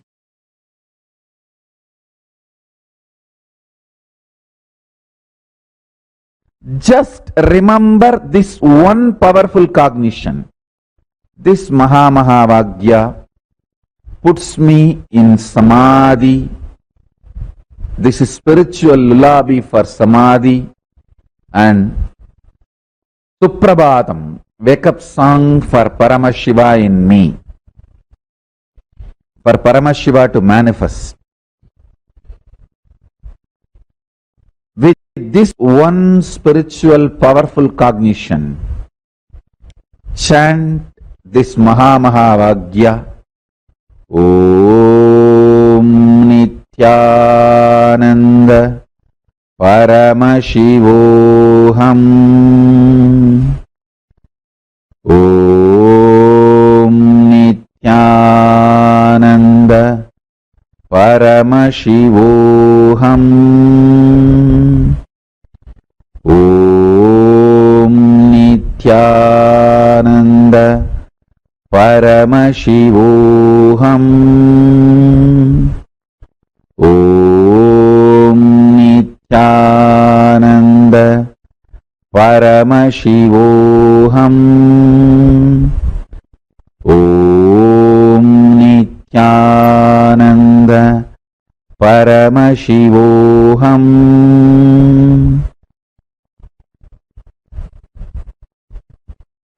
I have also implanted the Bija mantras, all the 54 sounds. Some of the Sanskrit scholars may think, oh, it's only 51, some 52. What does he mean by 54? Please understand. Many people think Sanskrit has only 51 akshara. Some say no, it is 52. But I tell you 54. There are 54 bijas, powerful seed syllables.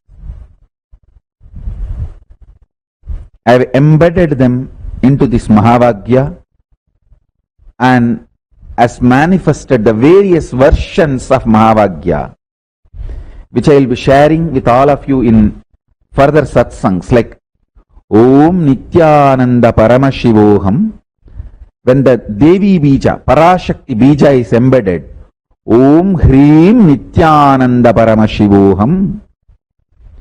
When Ganapati Bija is embedded, Om Gham Nithyananda Paramashivoham.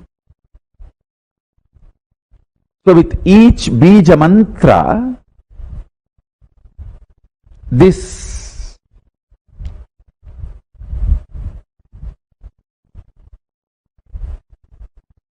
Mahavagya can manifest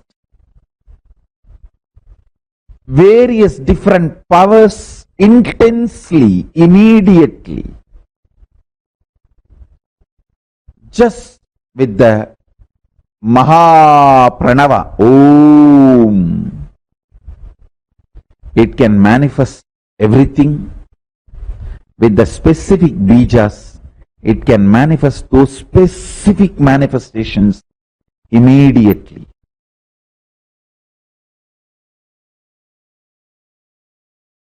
So sannyasa, purifying everything.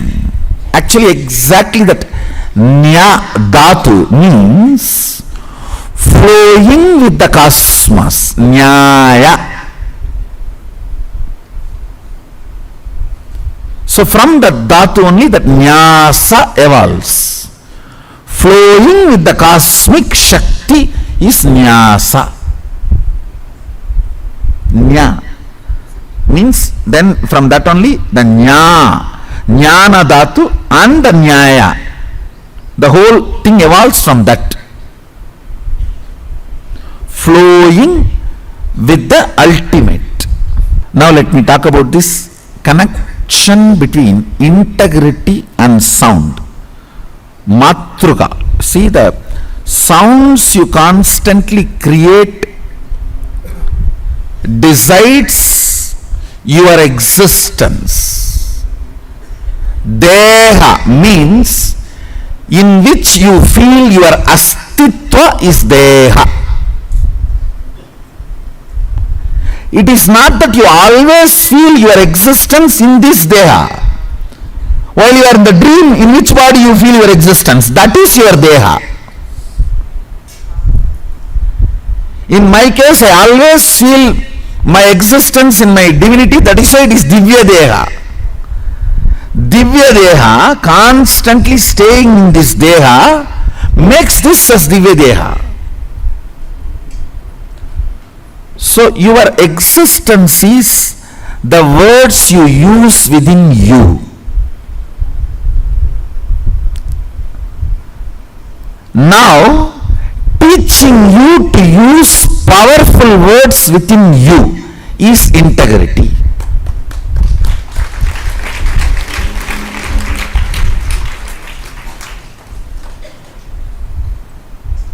When I am teaching you to use powerful words within you, I am stopping all the pollution of Ganga. When I am installing these mantras into your body, I am just sending a heavy rain and flushing the whole Ganga of the past pollutions. Clear? When you think with the Agama software, anything you think will go on becoming reality, because the Ashtakanma Shaktis will start manifesting in you. Actually, today I gave a thorough compilation. Start as Vedanti, grow as Shaivagami, conclude as Shaktagami.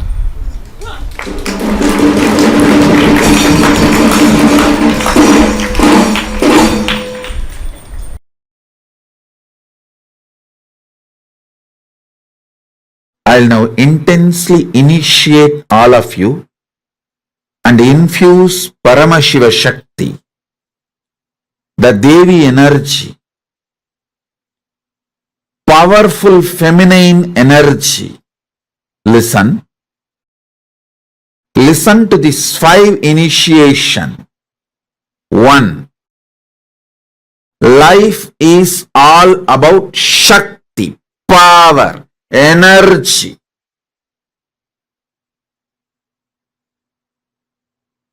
Poor, mediocre, cheap, ignorant human beings think life is all about good and bad, right and wrong. But only elite, royal, enlightened, great beings know life is all about Shakti, power, energy, not about good, bad, right, wrong. I am not saying you should be bad, but I am making it very clear. Cosmos functions based on energy, Shakti. So if you want anything, it can be only from Shakti, power, energy. If you know how to receive and infuse that energy into your sankalpas, your vision, your desire, your want, your need, you will simply manifest it. Mediocre minds, mediocre people, ignorant people think life is all about good and bad, right and wrong. The whole equation, right and wrong, good and bad, the whole idea, good and bad, right and wrong, and all the conclusions you come to based on good and bad, right and wrong, the whole thing is false, shit. Use any word you want after this.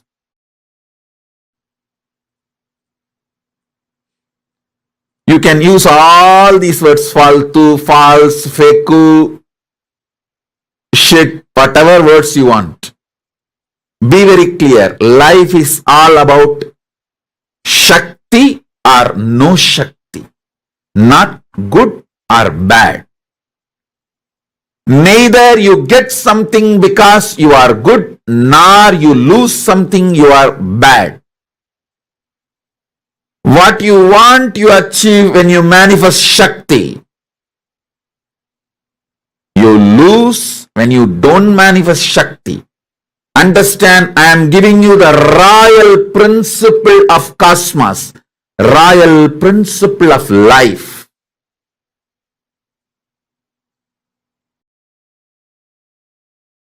First truth, first initiation.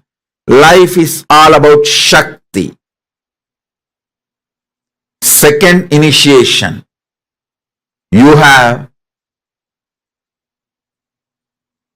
the possibility to manifest Supreme Shakti. Supreme Shakti has put her own seed inside you. You can simply mirror that Supreme Shakti and manifest it. This is the second initiation. Third,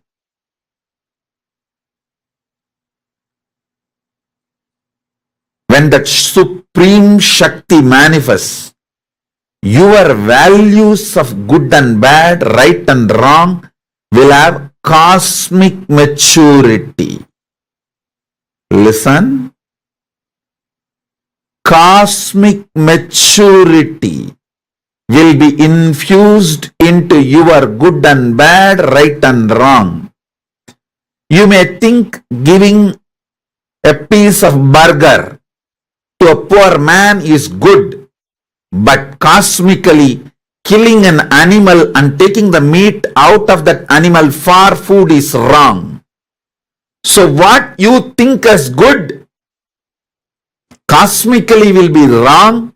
You will have this maturity only when Shakti is infused in you.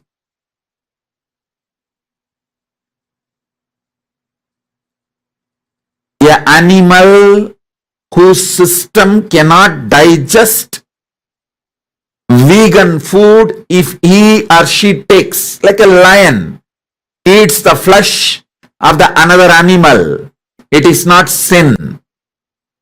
But the body which can digest vegan food, if you have that body and still you are killing some other animal for the flesh for you to eat, it's wrong. You may think giving a burger is a great good deed. No. Cosmically it is wrong. Your good and bad will have maturity only when Shakti is infused in your system. So understand, life is all about Shakti, energy, power, not about good, bad, right, wrong, as you understand. So when you infuse energy in you, you will have the matured, cosmically matured, good, bad, right, wrong, clarity, knowledge, buddhi, intelligence. Fourth initiation. This cosmic power, Shakti, is a mother from which you are flowering. So she is easily available the moment you ask her to manifest in you. So call her, tell her, these are all the things I want. Please start manifesting you in me. That's all. This is the fourth initiation. Fifth, with the grace of Paramashiva and Paramashiva Shakti, now Paramashiva Shakti will be manifesting. Type whatever prayer you want to ask from Paramashiva Shakti. Whatever you want to talk to her, you can type as a direct message. Now Paramashiva Shakti, with the grace of Paramashiva and Paramashiva Shakti,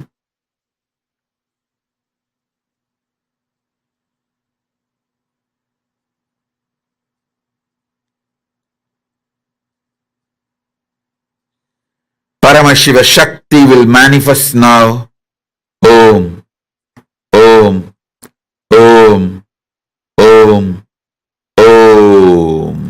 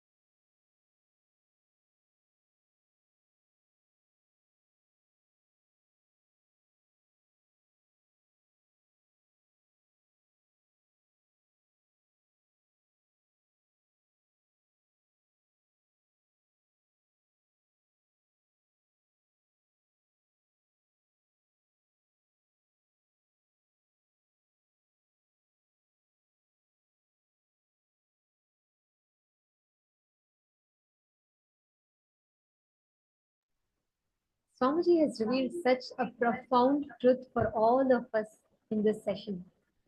Today, all of us are going to be receiving this Akshara Matrika's initiation. Each of us are going to be experiencing and receiving the initiation where Swamiji will be using the 56 syllables, the sound syllables, to transmit the energy and experience in us. Like Swamiji said, each of these process will literally awaken tremendous auspiciousness inside of us. Can I request all the participants, every one of you, to please come and settle down?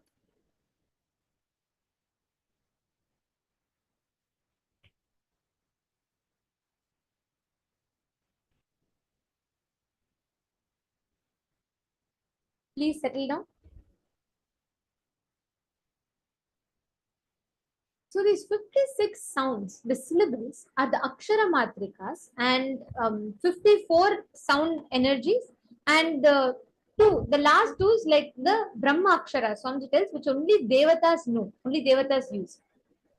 And just to paraphrase what Swamiji revealed beautifully, this will induce immense auspiciousness, life positivity, and because you will experience so much of life positivity, suddenly your whole body will become so active and romantic, like you'll be experiencing intense romance.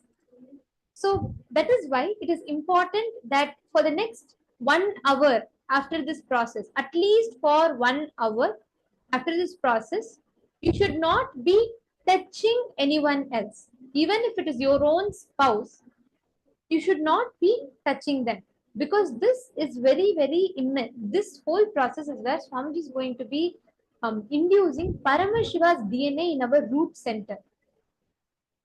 Any pattern which stops us to see Paramashiva in the root chakra, whether the cognitions that someone is oversexed or undersexed, all of these contexts, all of these incompletions will completely be cleared, and you'll intensely experience Paramashiva in your whole body. And your whole body, every part of you will enjoy that immense bliss, the bliss that is induced in us. So after, like right after darshan, for the 1 hour after darshan, do not touch anyone. Make sure that you're not touching anyone. Ma Kerry? No, let's avoid it, ma. So you can sit, and you, of course, you can have the pet also next to you. But see, these are all having immense significance because we have this intense energy that is going to be transmitted to us, right? This is a very, very powerful science, such an amazing revelation. I mean, like, imagine we have a free place where we can learn so much about gender, our sexuality, our ideas about, rights and wrongs about gender. It is only with Guru you can be so free, so complete, without the fear of any kind of incompletion, patterns, nothing being exploited. He only takes you right from wherever each of us are, giving us the experience of ultimate oneness and awakening us to the ultimate consciousness.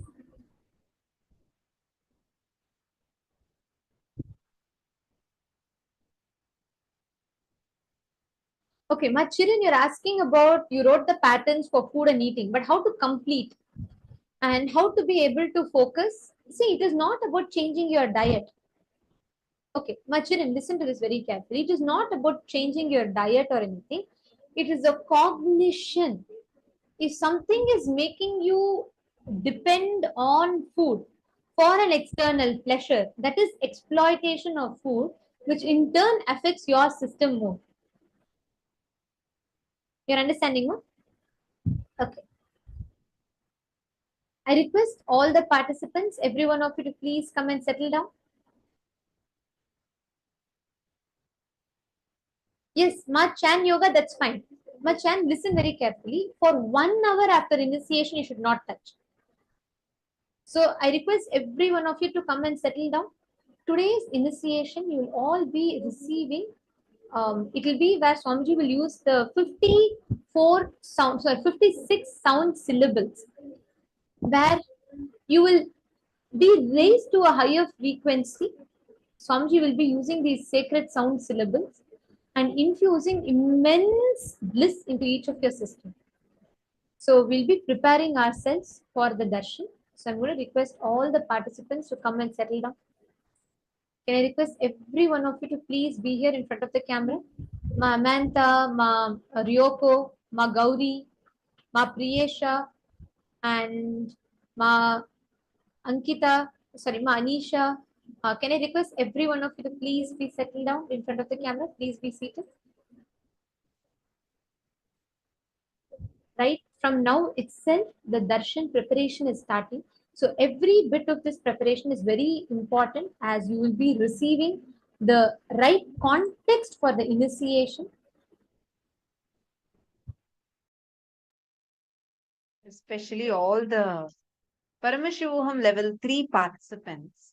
The subject that we have learned today is a very important one. We all did a lot of completion processes, right? Swamiji had guided us step by step to reach the deeper levels of our own self and to rediscover who we really are. How many of you felt a breakthrough in it today? I request all of you to please post it here in the chat. How many of you had that like a breakthrough? The first time you experienced this completion. Understand? And today you will see all those patterns, the incompletions, powerlessness that you were carrying will just get melted inside of you during the darshan. Literally, like all that solid things that are sitting inside of you, it's like fire will be put during the initiation and everything will just be melted out. The powerlessness that we carry, the deep self-victim patterns, the self-sabotaging patterns, all those will just be removed and you become completely detoxed from that. Such a huge blessing.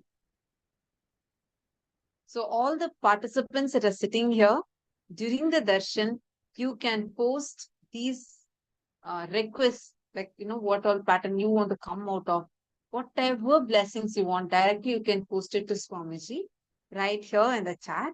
And one more thing, during the darshan, any questions that you might be having, the very powerful subjects that we learned today, you will see any questions that you have, whether you have questions on 11 genders. Many of you were asking for this gender identification and understood the different deeper and deeper levels of how we exist in each of the layers, whether the physical layer, physiological layer, psychological layer, or the conscious layer. Now, any questions you have, some of you had noted down the questions, right? During the darshan, you can post these questions specifically on Twitter. Who all want to ask questions to Swamiji, like from the subject that we had learned today? Anyone? And you wanted some more deeper revelations. You have the doubts. During the darshan now, you can post these on Twitter. Tag Swamiji. Make sure, see, there are two important things. One is make sure you need to tag Swamiji's Twitter handle and use the hashtag #AskTheAvatar and post your prayers and your questions. Especially anybody who wants deeper revelations, you can post it and you will be blessed with Swamiji will reveal the deeper revelations to each of us. So you can post it on. And especially since today we have learned one of the most unique, one of the most interesting, and one of the most core aspects of us about gender. And learning about 11 genders is something that's mind-blowing. And I remember so many of you said you couldn't grasp it fully. You had so many questions and the revelations were amazing. And of course, Swamiji said we need to listen to it a number of times. Today, this batch listened to the first ever the session, exclusive session, detailed session that Swamiji had on 11 genders in the year 2019, when Swamiji had first time elaborately spoken about these the combinations of these genders. So many of you might be having different questions you would like to request further revelations for. Please feel free to post all of this in during the darshan, and Swamiji will himself be revealing further to all of us. And today we have learned the subject that we've all touched upon, right, is one of the most beautiful and one of the most important aspects of Hinduism. Just think about it, right? Today, in the society, we already have so much of preconceived notions against each of these. Like when we talk about LGBTQ, there's already a set of notions. And talking about sex or sexuality is a big taboo in itself. So there is no freedom to talk about it, to understand. Either it is greed or it is guilt, both of which is wrong. Swamiji beautifully explains how much is the height of your anger, right? That much will be the depth of your guilt. Because constantly you feel like so the violence that is imposed upon each of us based on the wrong understandings of gender, not being able to feel fulfilled, feel complete, feel comfortable, we start developing that guilt inside of us. So both, it's only in these two extreme ends of the spectrum, because we do not have conversations on the right understanding about gender. We do not have conversations, let alone conversations. We do not even have access to the knowledge which talks about these genders. It is only Swamiji who is saving millions of lives just through this. Imagine today, so many people struggle with the gender identity crisis. People go for gender change surgeries. Communities are marginalized and persecuted just because of their gender choices. Only Swamiji is giving this platform. Today, if all of us are able to sit and discuss on such an important topic, which is loaded with too many notions, it is because Swamiji has made Kailasa accessible as a platform. Just because of Kailasa, today we are having this place to talk about. I remember this, one of the satsangs, one of my most favorite revelations regarding this subject, Swamiji reveals, in Hinduism, right, there is no restriction that, oh, it is wrong to talk about gender, it is wrong to talk about sex, it's wrong to talk about sexuality. No, because gender is only considered as a clothing for the body. It is not given so much of importance, it's not attached with so many concepts, it doesn't have any such ideas in Hinduism. One of the most beautiful things about it, we all know about Kama Sutra, right, which talks elaborately about the science of sex. Today, so many people, to this day, still many people study about that scripture to understand it further. And many times, unfortunately, it's misquoted and twisted and manipulated and etc.